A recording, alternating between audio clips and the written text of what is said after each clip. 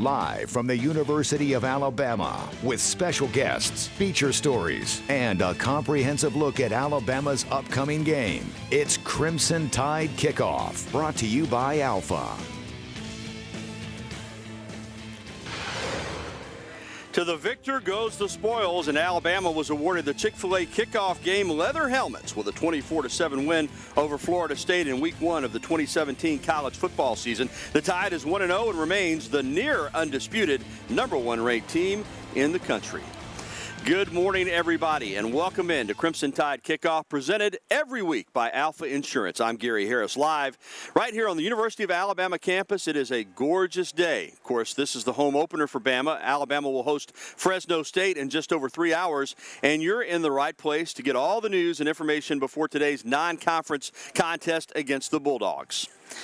We are spread out around campus. In just a few minutes, we're going to head over to Chief Meteorologist Richard Scott for our first CTKO home weather update of the season. Plus, Zach Tigert is standing by for more on a former walk-on who could be starting at cornerback this afternoon for the Tide. There are already people wondering the Walk of Champions on the quad. Bama fans are ready to see the Tide back inside Bryant-Denny Stadium, and we're ready for Bama headlines. For the latest on the Crimson Tide, you don't need the newspaper. You need Bama headlines. The injury bug bit, and it bit hard in the season opener against Florida State last week. The Seminoles lost starting quarterback DeAndre Francois for the season, and the Tide lost 4 linebackers, 2 for the rest of the year. Alabama's depth will be tested right out of the gate. Well, it's a new opponent for the Crimson Tide this afternoon. This will be the first ever meeting between Alabama and Fresno State. The Crimson Tide players may not know the Bulldogs very well, but they certainly saw what FSU, the other FSU, did in Week 1. A 66-0 victory over Incarnate Word. But as I mentioned, it's the return to Bryant-Denny Stadium for Alabama. The Crimson Tide's last home game was over 9 months ago, a 30-12 win in the Iron Bowl over Auburn. The Crimson Tide has won 27 games out of its last 28 at the friendly confines of BDS. Well, we have plenty to get to with today's game against Fresno. But first, let's take a look back at the Week 1 victory over Florida State. In the brand new, sparkling Mercedes-Benz Stadium in Atlanta, the Crimson Tide got off to a bit of a slow start. Alabama trailed Florida State 7-3 early in the second quarter. But the Tide shut the Seminoles out for the remainder of the game, and the offense found its rhythm a little bit, scoring 14 unanswered, and Alabama wound up cruising to a relatively lopsided 24-7 victory over the #3 team in the country. As always, the Tide followed the 24-hour rule, celebrating the win until Monday rolled around, and then it was time to get back to work on an all-important Week 2 matchup against Fresno State. For that, we go to this week's Coach Talk, presented by Barkley Buick GMC Cadillac. I think the major goal for us is focus on the importance of improvement between the first and second game. Always something that I think every team has a great opportunity to maybe improve as much as any time all year long during that time. And what better time to show drastic improvement than in front of the home fans. Bryant-Denny Stadium is in its 89th year of existence. It was Denny Stadium back in 1929, and you're taking a look at the first game ever played in this historic facility, a 55-0 win over the Mississippi College Choctaws. Now, there have been a few add-ons, quite a few, since that game 89 years ago. Well, overall, Alabama certainly likes being at home. As far as home openers, the Crimson Tide is 76-11-2 all-time with a 15-game winning streak. Saban is a perfect 10-0 in home openers. Overall, Alabama is 252-53-3 at Bryant-Denny Stadium with 27 wins in the last 28 home games, as I mentioned earlier. Now, most of the players on this team only know winning at home. Last year's home opener was against Western Kentucky. Alabama won that game 38-10. Whether it's the home locker room, avoiding the headaches of travel, or just the fans in crimson and white, the Tide is looking forward to being back at Bryant-Denny. Obviously, the atmosphere is kind of what everyone falls in love with, you know, when they're a kid, watching college football and being around that type of atmosphere. So it's just cool to see all the support. I love the tradition films that we show before the games. I love the passion, the energy, and enthusiasm. I know how much our players enjoy it, respect it, work so hard to try to play to a standard that people can be proud of. So it's just great to be home. Well, we're certainly aware that Hurricane Irma is looming, but here in Tuscaloosa today we have just absolutely Chamber of Commerce weather. So let's bring in CTKO Chief Meteorologist Richard Scott for a look at today's forecast. Richard. Hey, Gary, this is awesome weather. If you remember this time last year, the home opener, we were in the 90s, heat index approaching 100. Forget about it today. And if you notice the breeze, this is due to Irma, the pressure gradient wind. We got a breeze out there out of the northeast today. Let's go over to the radar and show you what we got out there, because we got a whole bunch of nothing, and that's what you like to see on game day. We'll go over to the Bryant Denny camera that's on top of the stadium looking over the Walk of Champions. Hey, I'm down there somewhere. We've got people that are getting ready for the team to show up here in just a little bit that have come down the Walk of Champions. Temperatures across the board, though. We got 70s now. This is as of the 11 o'clock temperature update. 75 in Birmingham, 78 Tuscaloosa. Now let's put this into motion, show you what happens for the rest of the day. And let's go to advance to the next thing here. You see the temperatures that warm back in the low 80s, about 2:30. So, you know, it's not going to be that bad. Yeah, it's going to be kind of warm, but that breeze will help us out. Let's go into the evening, though, and notice how temperatures drop really fast by 10 o'clock as you head home. Temperature's going to be in the 60s already. Let's throw the clouds and the radar on there in our forecast model and advance into this afternoon.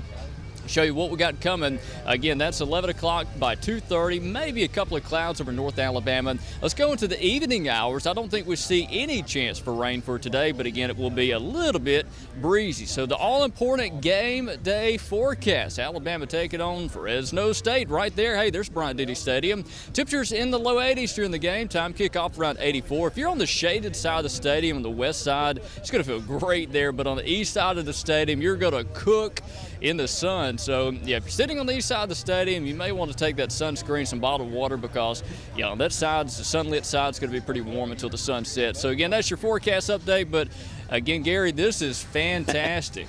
Perfect. Yeah, it is. Thank you, Richard. Picture-perfect weather in Titletown on this home opening Saturday. Well, Levi Wallace was one of several Alabama walk-ons to receive a scholarship last season. He could be in line to start this afternoon at cornerback. Coming up, his story about how his late father pushed him to walk on with the Tide. And injuries present opportunities. The Alabama linebacking core is depleted, but Zach Tigert explains why the Tide just keeps on rolling. Those stories and more coming up on Crimson Tide Kickoff.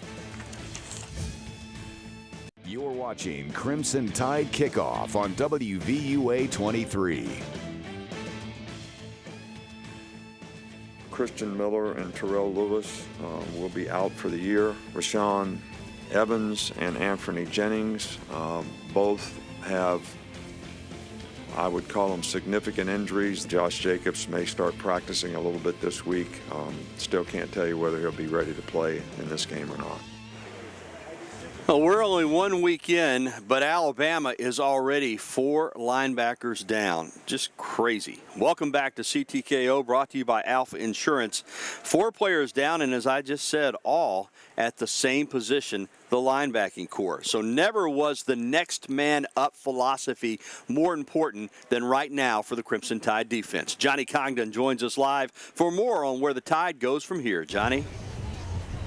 The Alabama Crimson Tide don't rebuild, they reload. With every new recruiting class, the Tide adds depth to their squad, bulking up on fresh young talent for the coming years. This year, however, the theme for the Alabama defense, baptism by fire. Rashawn Evans has a groin.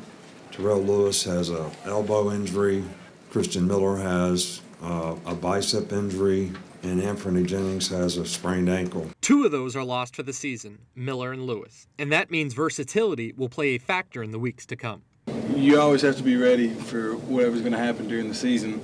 But one thing during camp that we try to pride ourselves in, we didn't label ourselves as a Will or a Mike. We just rotated in and out because the more you know of every position and understand the concepts, the more you're going to play or the more comfortable you're going to be to have the team win.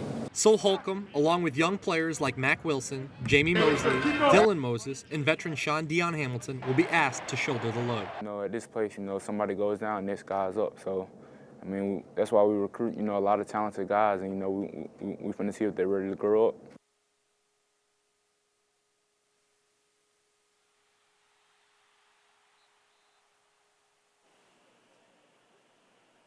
No shortage of highly touted recruits on this team, but that being said, trying to get these players up to game speed and trying to get them out there competing today will be the challenge facing Jeremy Pruitt and Nick Saban this afternoon. Gary? Well, thank you, Johnny, and I get the feeling the Bama guys at linebacker will step it up. Well, it's a particularly disappointing injury, though, for redshirt junior Christian Miller.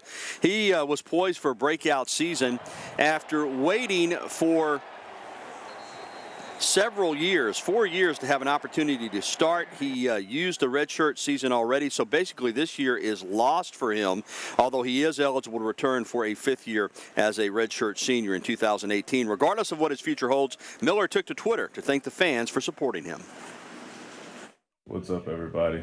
Just want to let y'all know I had a successful surgery. The road to recovery starts now. And thanks so much for all the prayers and well wishes. It means so much to me, man. Roll Tide. Well, one player who knows about season-ending injuries is Sean Dion Hamilton. Hamilton tore his ACL in the SEC championship game against Florida last year and had to sit out the Peach Bowl and the national championship game. So he took it upon himself to reach out to his injured teammates. You know, I definitely told them that, you know, everybody's going to forget about you, and, you know, it's going to be a lot of tough days, you know, where you don't feel like rehab, you're hurting. I mean, just, you know, it's going to suck being on the sideline, just seeing your teammates, you know, playing and you can't play. But I told them, you know, God does everything for a reason. So, you know, y'all just got to have the right mindset, you know, attack every day in rehab, man. You know, they'll pick up where they left off at. And he definitely picked up where he left off at, maybe even better than he was before the injury. Sean Dion earned SEC Defensive Player of the Week for his performance in the Chick-fil-A kickoff game. He had 8 tackles, including a career-high 3.5 tackles for loss and a sack in the win over the Seminoles. Another player who made an impact against Florida State, senior defensive back Levi Wallace. He had a couple of tackles, a pass breakup, and his first career pick.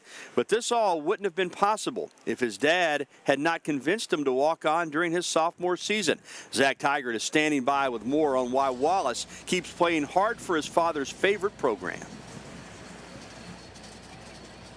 Gary, Levi Wallace wasn't real on anybody's radar coming out of high school as a football prospect, but he chose to attend the University of Alabama. It was his father's favorite program. Now it's his father's encouragement that led him to getting onto the football field. Francois is going to have to make some plays with his arm. 10 of the 11 Alabama defenders you see on the field were highly touted recruits out of high school. Against a four-man rush for the pocket, it's intercepted. Threw it up in the air, and Levi Wallace. Except for number 39, Levi Wallace, the senior cornerback from Tucson, Arizona, who wasn't even recruited by Nick Saban or any member of the Alabama coaching staff. He came to Tuscaloosa for school only before joining the team in 2015.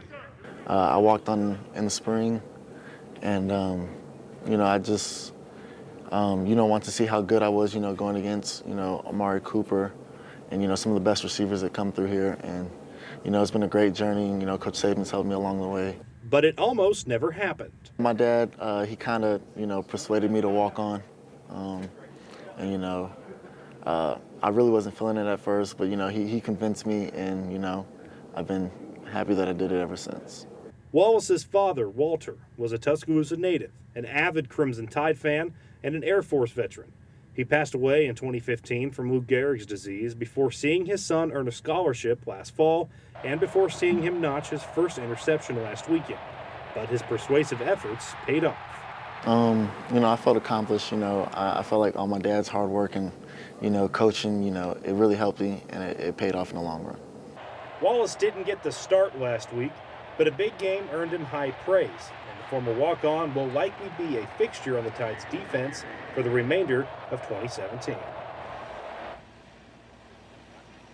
Now, Wallace certainly made an impact last weekend against Florida State, coming up with a big interception, but it never would have been possible without being pushed by his father. And Gary, it's really remarkable to see a former walk-on earn a scholarship and then make some big plays amongst a sea of 4- and 5-star recruits. Gary? It certainly is, Zach. Thanks. Great story. Well, Wallace is one of 2 former walk-ons that could be in line for an increased role tonight. Linebacker Jamie Mosley received a scholarship at the same time as Levi last fall. Coming up next on CTKO, the new Alabama baseball coach, Brad Bohannon, joins me live on set. We'll talk about how he's getting ready for the upcoming season. Stay tuned. We'll be right back. More CTKO live from the University of Alabama is on deck. We have one of the best ballparks in the country. We have one of the best college experiences in the country. We get to take kids to Alabama football games. The SEC experience is second to none. So we have a lot to sell. Well, that's a flashback just over 3 months ago to the introductory press conference of Alabama baseball coach Brad Bohannon. Bohannon becomes the 32nd baseball coach in Crimson Tide history, and we're pleased to welcome him to our set here on Crimson Tide Kickoff. Coach, good to see you again, man. Good to see you, Gary. Well, we sat down just a couple of months ago, and you had to hit the ground running. Now you're just a little more than a week away from fall practice. You've been into recruiting, about 3 months on the job. What's it been like so far? The analogy we use is we've been drinking out of a fire hydrant. It has been crazy, but it's been awesome. We've gotten so much accomplished, and it's been an exciting time. Recruiting-wise, you said when you took this job that you thought everything was in place to do some incredible recruiting. What's been your response and the response of your staff out on the road trying to get outstanding young men and baseball players to come to the University of Alabama? Recruiting has been great, and that's never been a problem for this program. I mean, you look at the tradition of the team and the number of players that have been drafted and gone on to great careers here. Alabama has had a lot of great players, and now it's just a matter of picking the right guys and making sure that they fit and that we're putting together a team that's very balanced. But I mean, every kid and family we've had here, they just leave in awe. We don't get them all, but we're doing a good job. One thing that was a problem last season was winning games. It's been very well dissected that this team did not win a lot of games either in the non-conference or in the conference schedule. Coach Goff leaving after 1 year. I know it's a long-term process to build a program, but you know how fans are too. They want to see immediate results. For this upcoming season, have you thought about what is a realistic goal in 2018, or has that even crossed your mind at this point? We've only been on the field for 2 weeks, and we're very limited in how much we can work with the kids right now. I think we'll have a better idea of what we really have once we get a couple of weeks into team practice. But there's some good pieces here. We have some very talented players, and but we need to get into it before we have a better idea of how this group's going to work cohesively. Getting a look at the returning talent, and of course, as you said, when you open practice, you'll have much more of a feel. But what do you think of the roster? What do you see from your guys so far? Well, that sounds elementary, but we have great kids, and that's these important. Kids, it is very important. They're good people. They go to class. They listen. They try hard, and that's a really good place to start. I really enjoy being around them every day, and I think they're enjoying their time with us. And if we can continue to have that type of environment, then we're going to get better at a fast rate. You referenced football the day you were introduced, and you've been at a couple, SEC schools, Kentucky and Auburn, where sports are big time too. But now you're here, your first football game day at Bryant-Denny Stadium.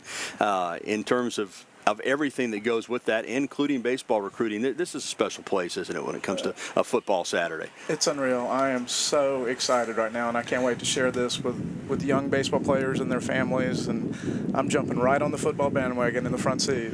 One thing I've been hearing from other coaches about you, and this is a pretty tight-knit group of coaches at this university, is how you just fit right in. And you're visiting with other coaches, they're visiting with you, you're getting feedback, whether it's Patrick Murphy or Wes Hart or whomever it may be. What's that like? You've got your sport, but it seems like the coaches here at Alabama all kind of come together and pull together for J.C. Will or Mick Potter. It doesn't matter. Everybody's pulling for everybody else, it seems. That is so true, and I have been overwhelmed at how welcoming all the coaches have been. They're just good people. They're normal people. Everybody's been so helpful, and everybody's pulling in the same direction, and that's been a really neat part of my experience personally so far.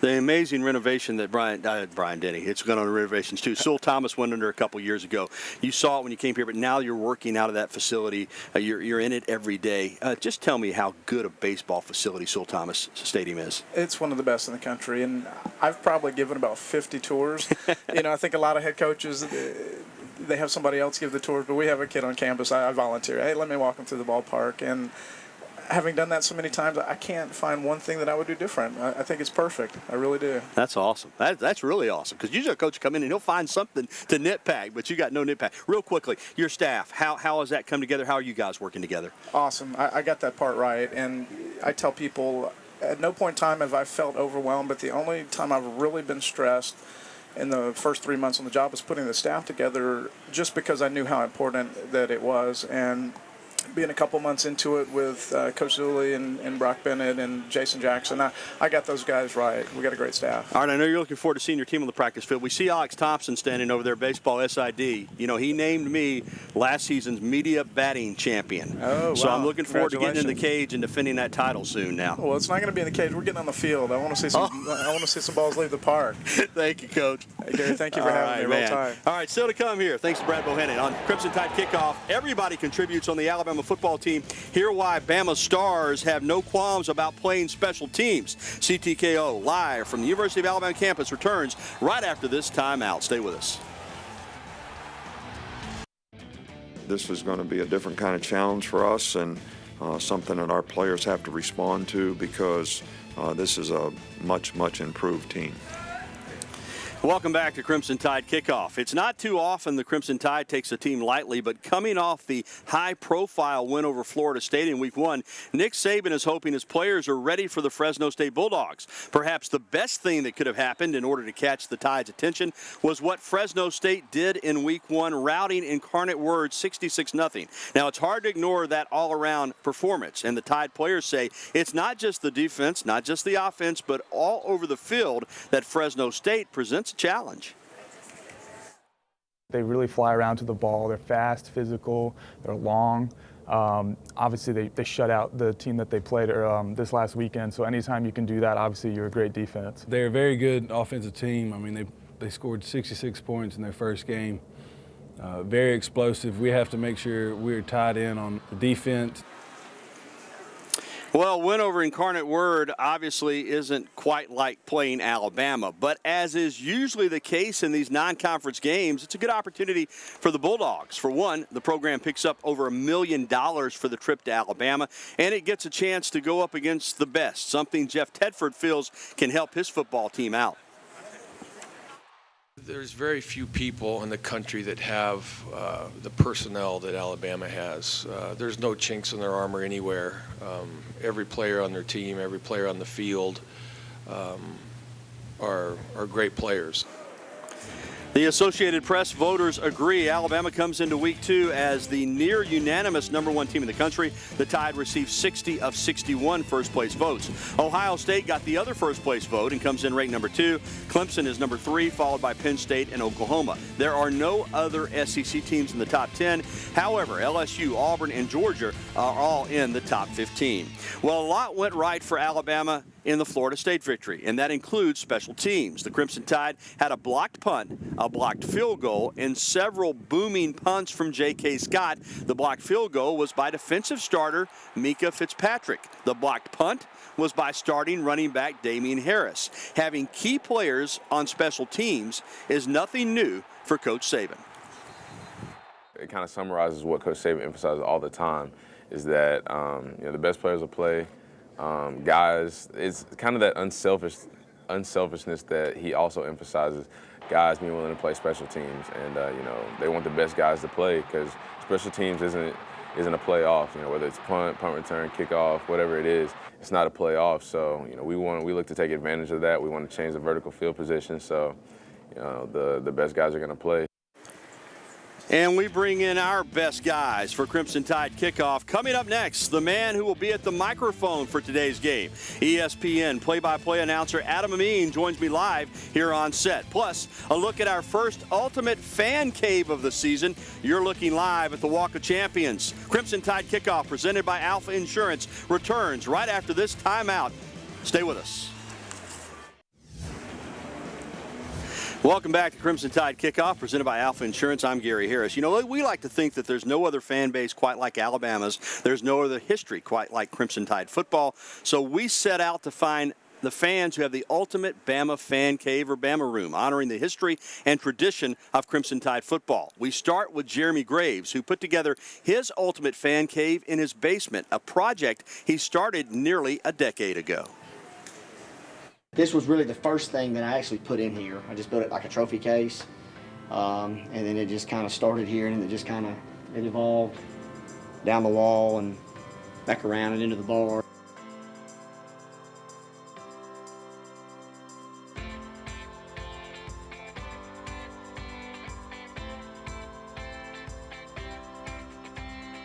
Of course, the championship wall here, the 09 wall, was where it really all started.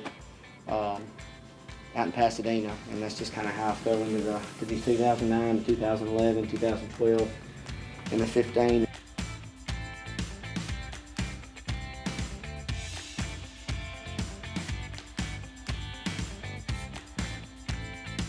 I actually went down and took a picture of every Walk of Champion stone because I wanted it to have the same font. I wanted it to look like the Walk of Champion. I've got just a lot of stuff that I may have bought at the games, or, you know, just knick-knack stuff that I've had. Just a lot of different stuff in there that I've collected over the years. Well, you saw those life-size mannequins of Derrick Henry, Mark Ingram, and Trent Richardson. All of the items that are on the mannequins are authentic. Game-worn socks, game-worn shoes, autographed and collected by Jeremy Graves. That's a cool fan cave. If you have a special Bama room or Bama fan cave and you'd like to show it off here on Crimson Tide Kickoff, email Brandon Cameraman at bcameraman@WVUA23.com. All right, if you're not going to the game, you're going to be watching it on ESPN2, and this is the man you'll hear calling his first ever Alabama game at Bryant-Denny Stadium. Glad to welcome in the dapper Adam Amin. Man, you're not supposed to put the host to shame, man. I got to go up there in a few minutes, man. No, this is great. This is a different scene, man.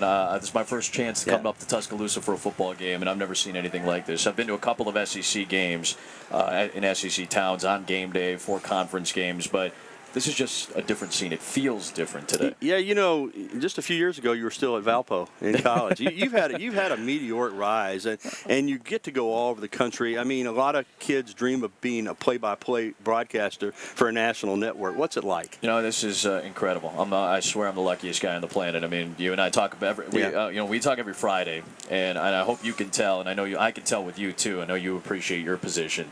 I hope you can tell that it comes off that way for me. I love doing this every single week. You know, I get the best seat in the house just about to do this job and to do other sports and to go to great places like this, and this is just a fantastic place to be in. When you're doing a game, I know you want a competitive game. Last night in Mobile, you had South Alabama. You know, Oklahoma State proved that they're a really good football team. Now today you come here to Tuscaloosa, Fresno State, first ever meeting between these two teams. They beat Incarnate Word 66-0, but this isn't Incarnate Word. Just your thoughts as you prepared for this game.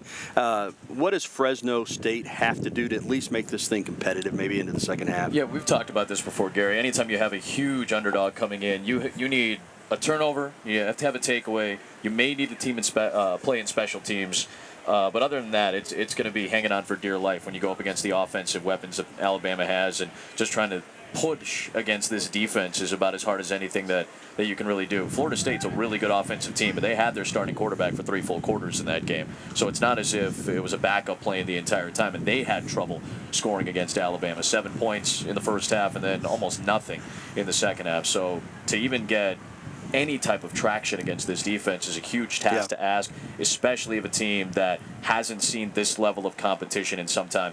I'm a big Jeff Tedford fan. Nick Saban's a big Jeff Tedford fan. I think he's the right guy at Fresno State, a guy who has roots in Northern California and at this university. But it's going to take some time before they're competitive again in the Mountain West. But this will be a nice stepping stone for them to try to get some experience in a big-time atmosphere. Good paycheck, obviously, on a day like today. I think this will be a good experience for Fresno State. You were on the sidelines last year in Tampa, so you saw Alabama up close.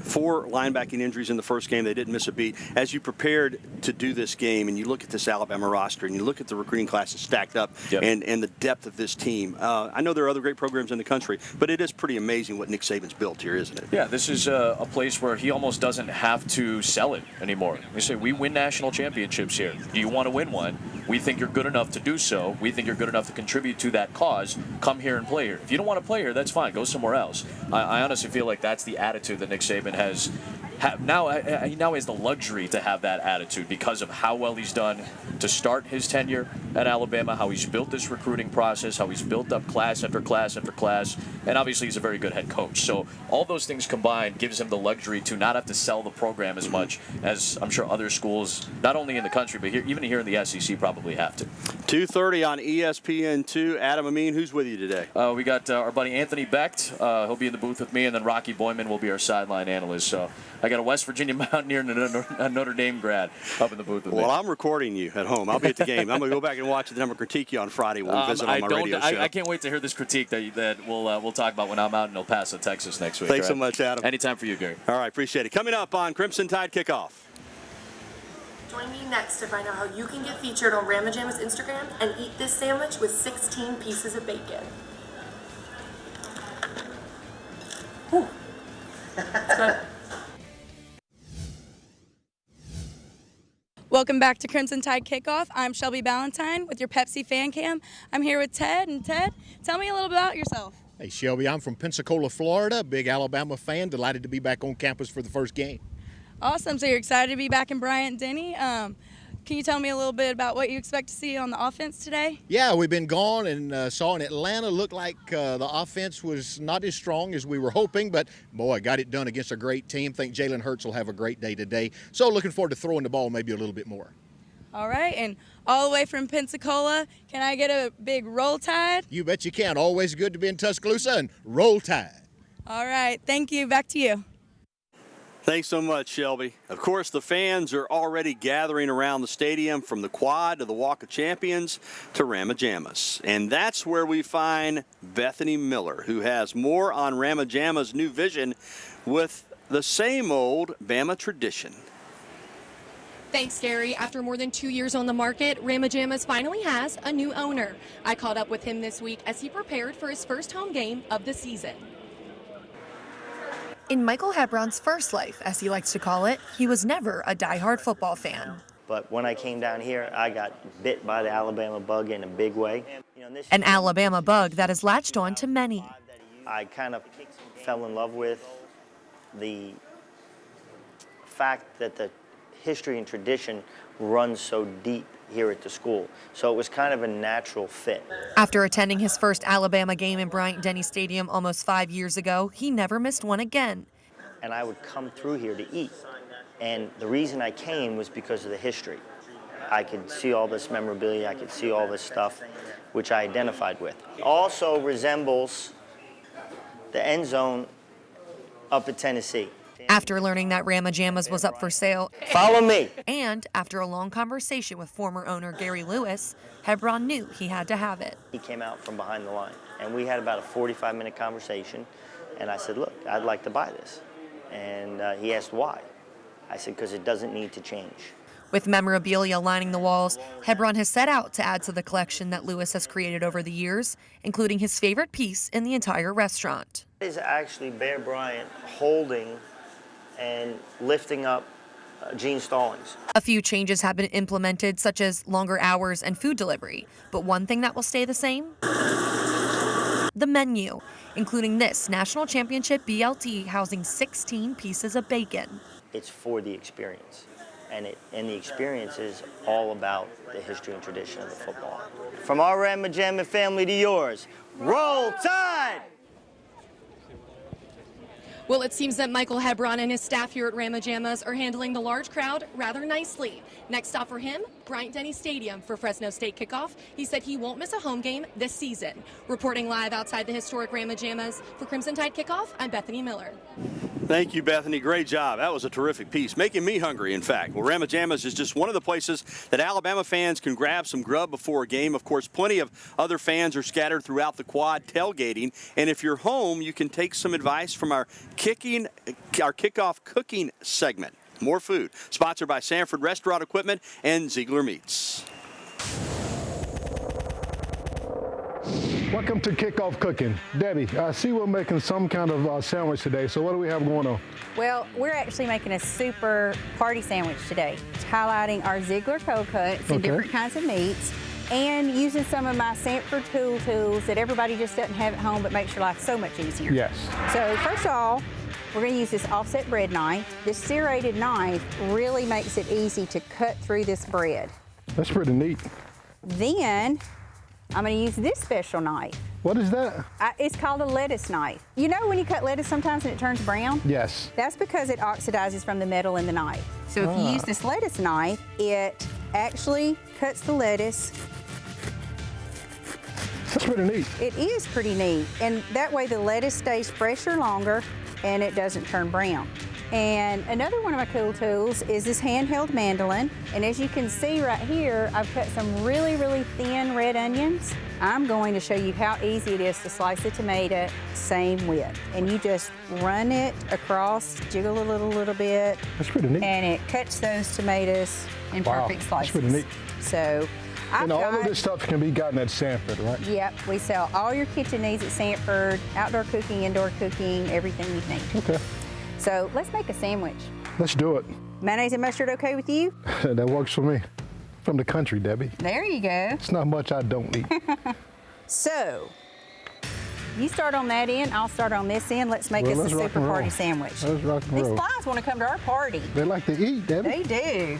Well, you know, Debbie, I'm a meat eater, so. All right, you're a meat eater, so you pile that Ziegler's high on your end. I don't know exactly. I've got turkey.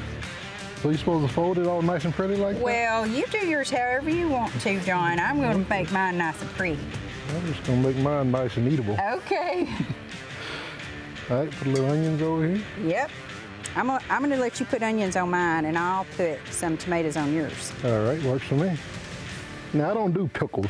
Okay, well, we'll leave the pickles there. All right, if they thank want a you. pickle, they can put one on their sandwich. How's that work? Yeah, it works for me. You want some cheese on I yours? would love cheese, yes. You want to help me with this? We're going to I put our will. sandwich together. Time to taste. Just eat it. All right, Yeah, let's do it. this. Man, that's a good looking sandwich. Oh, yeah. We did it again. Roll Good job. Tide. Roll Tide.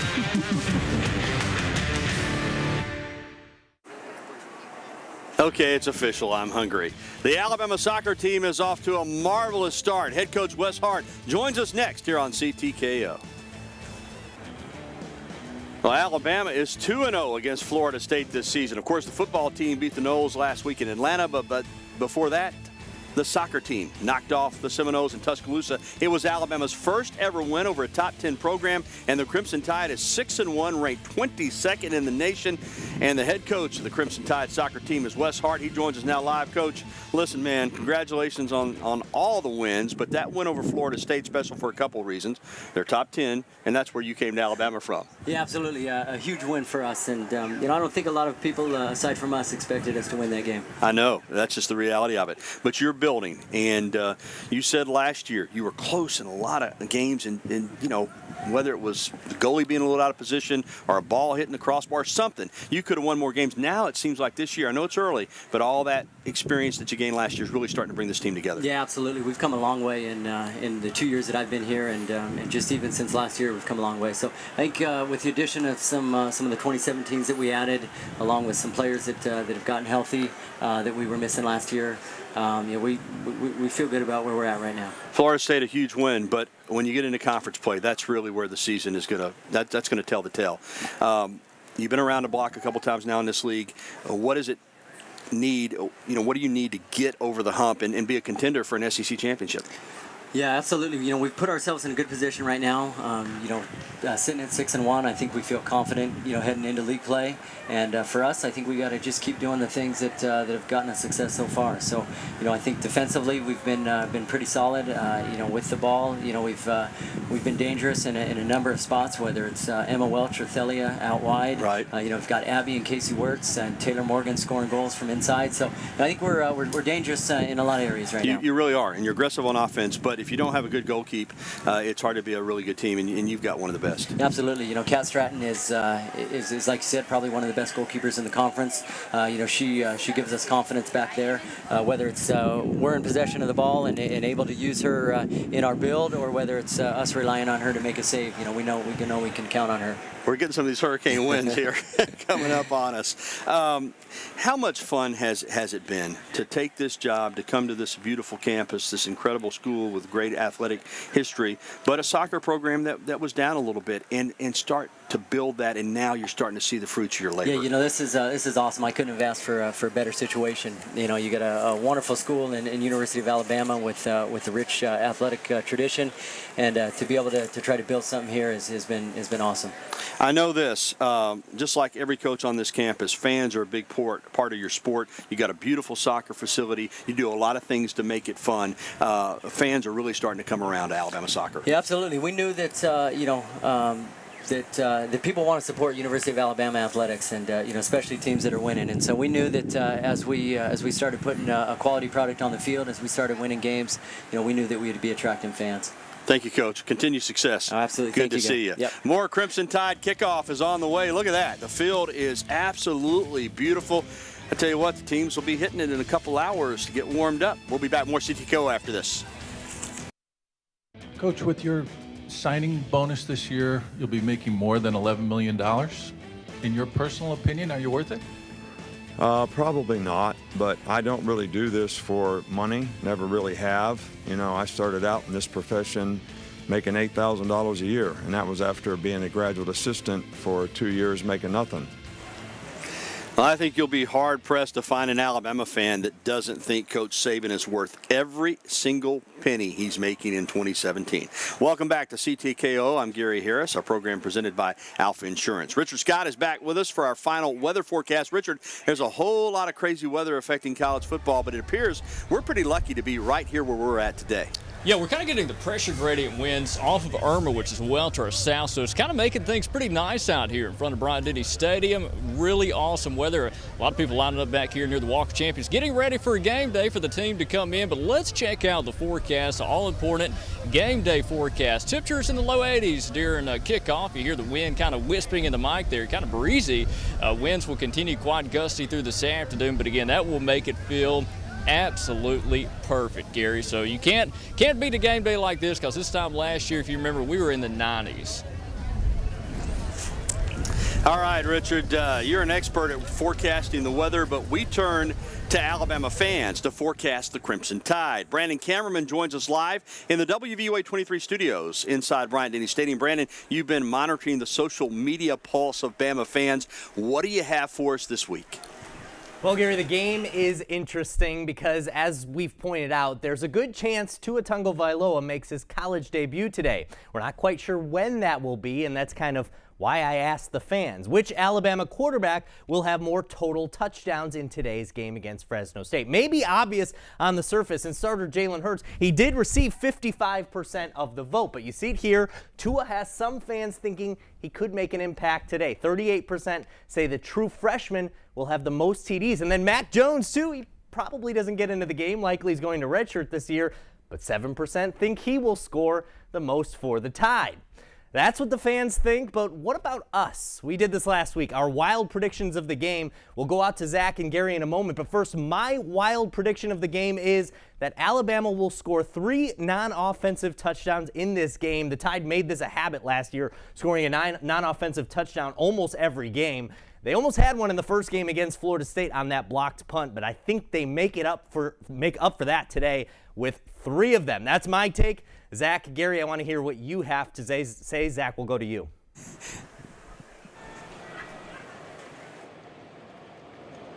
Brandon, I went offense last week. Didn't work out for me. I was way off. This week, I'm going on the defensive side of the ball. I'm predicting 10 total sacks for the Crimson Tide this afternoon against Fresno State. Gary, what about you?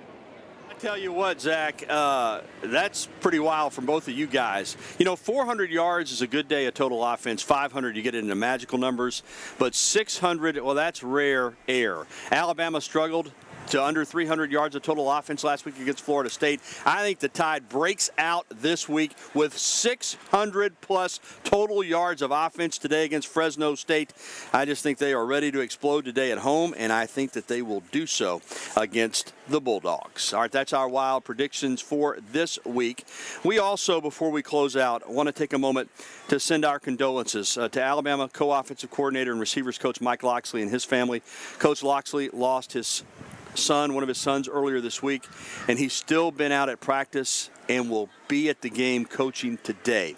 The memorial for his son Miko is on Monday. We certainly send our best wishes to the entire Loxley family and the Alabama football family as well. Well, thank you so much for tuning in to the home opener edition of Crimson Tide Kickoff. For our crew out in the front of the stadium, our crew right here in front of Reese Pfeiffer Hall, and our crew inside Bryant-Denny Stadium, I'm Gary Harris, reminding you that tonight at 10 o'clock, Zach Tigert will be in with a complete recap of the game, and also after the game, we'll have the Nick Saban press conference for you live right here on WVUA 23. It's time to get out of here because these hurricane winds are starting to take an effect on our set here. Have a great game, everybody, and roll Tide.